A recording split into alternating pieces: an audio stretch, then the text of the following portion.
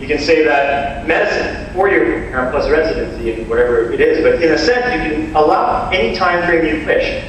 But they don't obviously tell you the one big thing, which is it requires for everyone going to physio, chiro, or medicine, at least some post-secondary education. Physio, it requires minimum 3 years if you're a certified genius. You can get an honors degree in 3 years, or it requires you 120 credits for a full undergraduate degree in order to make sure you get in through the 2-year program. That's essentially 6 years of education.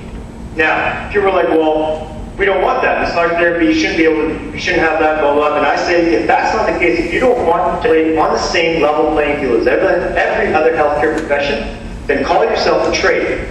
But we can no longer have both. You cannot sit around and say, I want to be a professional, but I want the leniency of a trade.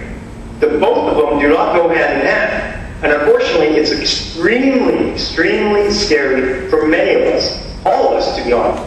But we're stuck with a choice, easy or hard. Easy is very simple, it's comfortable, it's what we've been doing for 20 years now. We've been sitting around validating each other. I go take a post-secondary education course or Canadian education course, let's just say let's just say I'm a John Smith and I take one of Eugene Liang's courses so I don't put anyone on the spot. I'm just validating who he is as a therapist. Just like if you were to take Mild Bachelor or MLD, everyone's just validating each other. This never happens in any other healthcare profession. Every other healthcare profession is under a directive of care. The doctors are all given, under the college of physicians, a directive of care, meaning this is best practice, better follow this. You're given, obviously, a little bit of leniency for your bedside manner and your professional expertise, but for, say, for a fever and a headache, doctors go down a certain list of qualified and quantifiable treatments that every doctor will go through, and then they obviously are given the choices to figure out which way to go. It doesn't happen like that in massage therapy. And if you look at the 3,000-hour program, a lot of people are like, well, 3,000 hours is the best. In my opinion, it's not the best, but in actuality, what I look for the 3,000 hours is a template. This is a template that's in place now.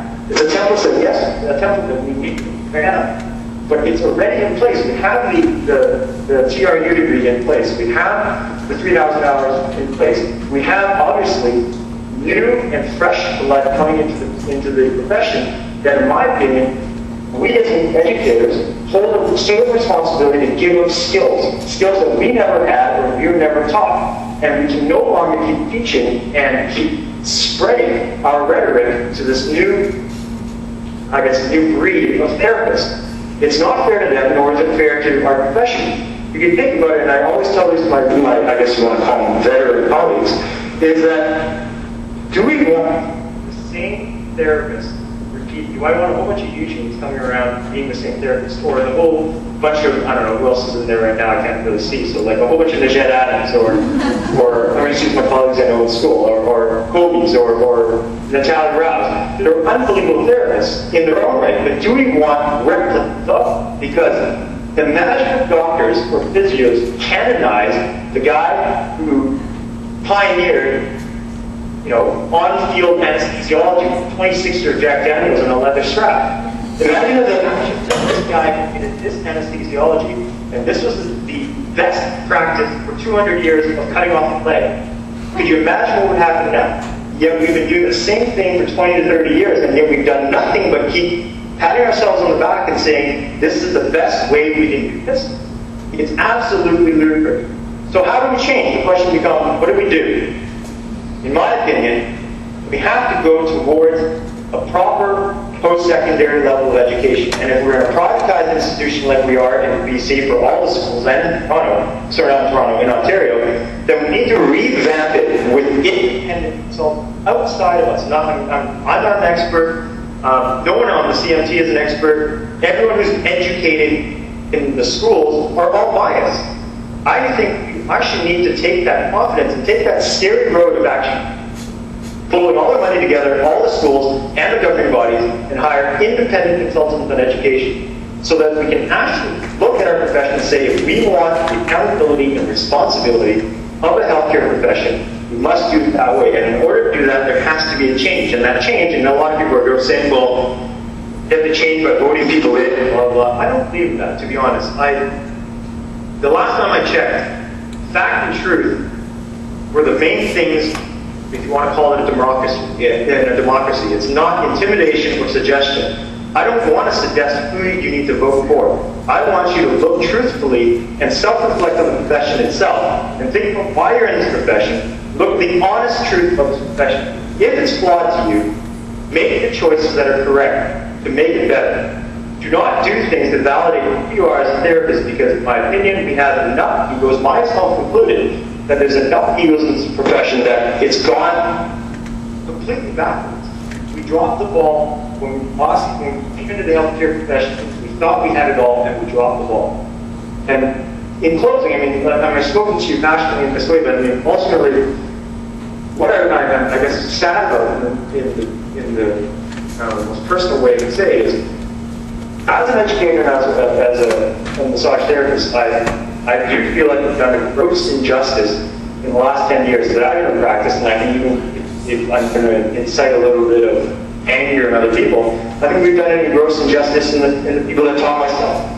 And what I've done for my profession as a whole, because I too am responsible for where we are right now, in the sense that we have grossly underestimated the appetite for education that the new breed of therapists are coming out. We were all comfortable and we're all very scared of losing our places in this hierarchy of massage therapy.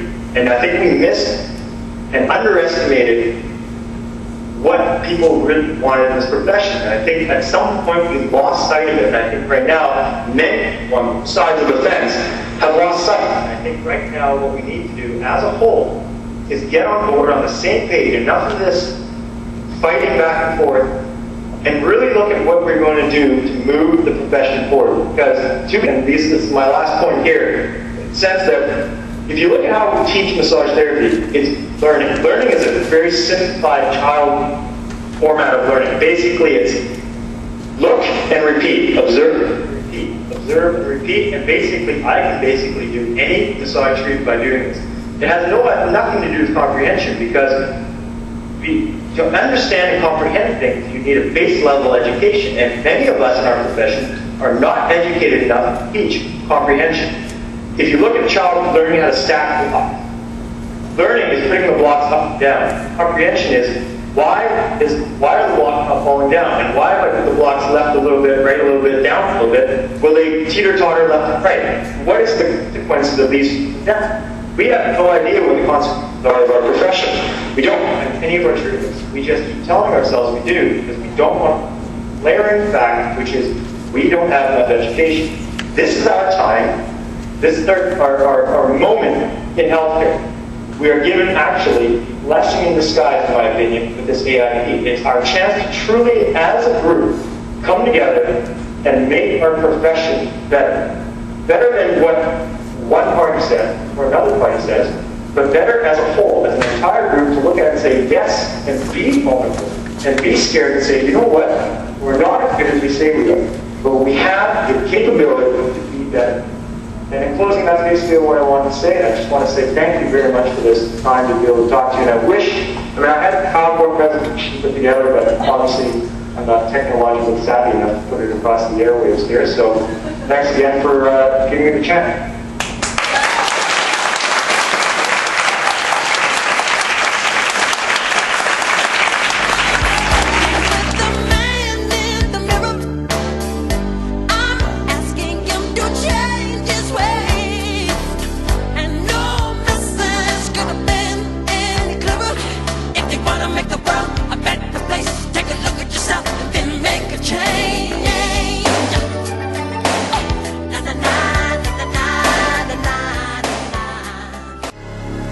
Change.